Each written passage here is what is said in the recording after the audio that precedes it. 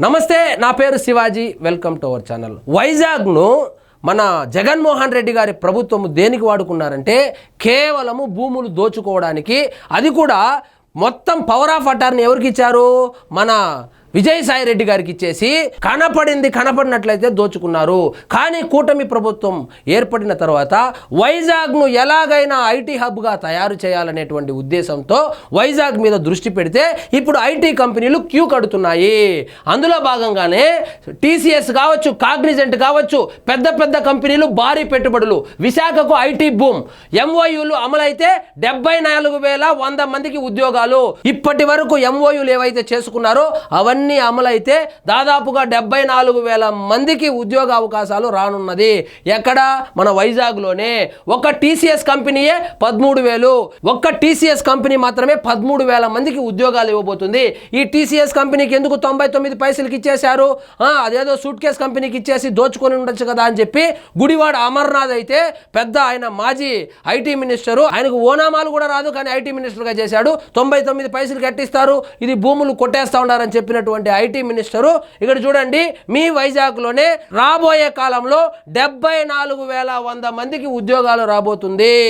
కాబట్టి ఆ సాక్షి పేపర్ చదవడం పక్కన పెట్టి అప్పుడప్పుడు గుండె మీద చేయి వేసుకొని అలా ఒకసారి వైజాగ్లో తిరిగిరా అమర్నాథ్. ఇక్కడ చూడు, కాగ్నిజెంట్ మరో 8,000 ఉద్యోగాలు. కేవలము టీసీఎస్ మరియు కాగ్నిజెంట్లోనే దాదాపు 21,000 మందికి ఉపాధి అవకాశాలు, అదే ఉద్యోగ అవకాశాలు రాబోతున్నాయి. కూటమి ప్రభుత్వం రాకతో ముందుకొస్తున్న పలు కంపెనీలు రాబోయే 5 ఏళ్లలో 20 లక్షల మందికి ఉద్యోగ అవకాశాలు కల్పిస్తామని ప్రకటించిన రాష్ట్ర ప్రభుత్వం ఆ దిశగా వడివడిగా అడుగులు పడుతోంది. మరి వస్తేనే చేసేసేదానికి జగన్మోహన్ రెడ్డి గారు ఆర్థిక వ్యవస్థను కావచ్చు, ఇండస్ట్రియల్ పాలసీని కావచ్చు భ్రష్టు పట్టించి వెళ్ళిపోయాడు. ఆంధ్రప్రదేశ్ పేరు చెబితేనే ఇన్వెస్టర్లు పారిపోయేటువంటి పరిస్థితి తీసుకొచ్చాడు. వాటిని ఏ విధంగానైనా సరిదిద్దాలనేటువంటి ప్రయత్నంలో భాగంగానే నారా లోకేష్ గారు కావచ్చు, చంద్రబాబు నాయుడు గారు కావచ్చు, వైజాగ్ అయితే ఎట్టి పరిస్థితుల్లోనూ ఐటీ హబ్ గా తీర్చిదిద్దాలని నిరంతరం శ్రమిస్తా ఉన్నారు. వాళ్ళ శ్రమకు ప్రతిఫలమే రాబోయే కాలంలో దాదాపు 74,100 మందికి ఉద్యోగాలు అయితే వైజాగ్ లో మాత్రమే రాబోతున్నాయి. కేవలము టీసీఎస్ మరియు సిటిఎస్ కంపెనీల ద్వారా 21,000 మందికి ఉద్యోగాలు రాబోతుంది. ఇక్కడ చూడండి, ఏ కంపెనీలు వైజాగ్ లో ఎంత పెట్టుబడులు పెట్టబోతున్నాయో, ముఖ్యంగా గుడివాడ అమర్నాథ్ ఫ్యాన్స్ ఎవరైతే ఉన్నారో వాళ్ళు చూడండి. సంస్థల వారీగా పెట్టుబడులు.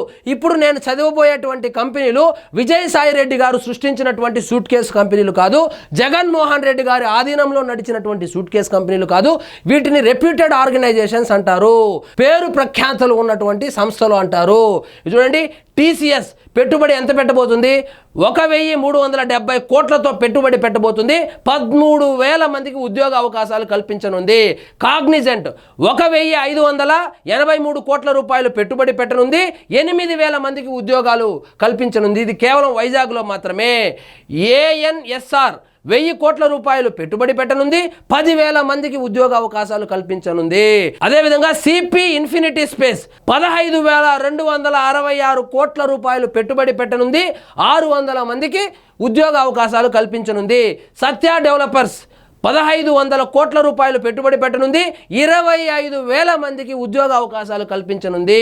బీవీఎం ఎనర్జీ 1,250 కోట్ల రూపాయలు పెట్టుబడి పెట్టనుంది. 15,000 మందికి ఉద్యోగ అవకాశాలు కల్పించనుంది. ఫీనం పీపుల్స్ 2,079 కోట్ల రూపాయలు పెట్టుబడి పెట్టనుంది. అదేవిధంగా 2,500 మందికి ఉద్యోగ అవకాశాలు కల్పించనుంది. మొత్తంగా చూస్తే 24,048 కోట్ల రూపాయలు పెట్టుబడులు వైజాగ్లో పెట్టనున్నారు. అందులో భాగంగా 74,100 మందికి ఉద్యోగ అవకాశాలు రానుంది. సో రానున్న కాలంలో వైజాగ్ ఒక ఐటీ హబ్గా తయారవబోతుంది.